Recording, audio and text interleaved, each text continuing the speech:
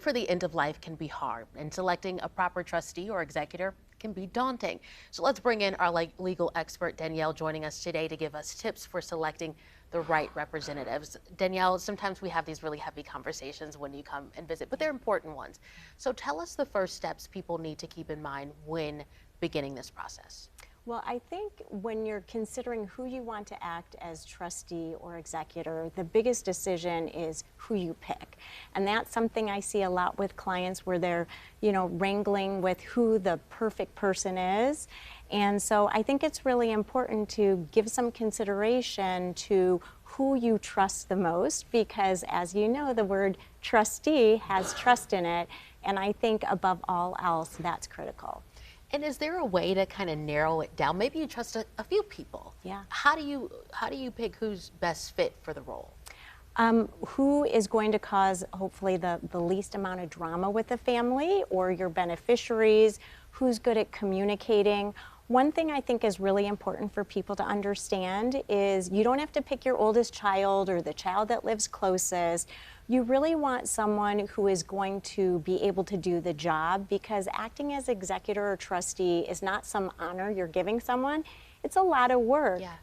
Yeah, and what's the difference between the two when it comes to trustee versus executor? An executor is someone who basically administers a will in the probate court or an estate in the probate court, and a trustee is someone who administers a trust.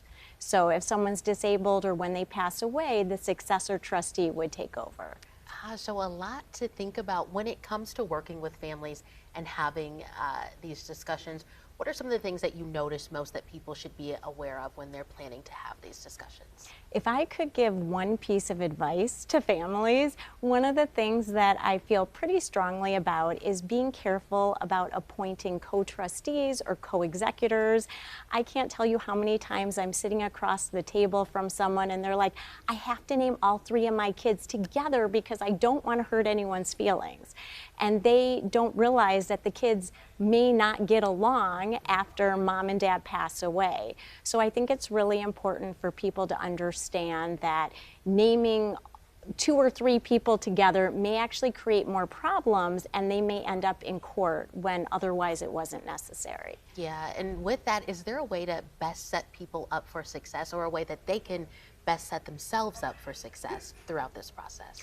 I think doing the planning ahead of time and also reviewing it regularly, really rethinking who you want doing what, because relationships change. Some people name individuals and their health declines, so then they have to change it. So I think it's just not a static type of planning. You want to meet with your attorney and really take a look at these time and time again. Yeah, plan, prioritize, and be willing to be flexible as Yes. well. Danielle, thank you so much. Always good talking to you about these really Lauren. important subjects. Thank you so much.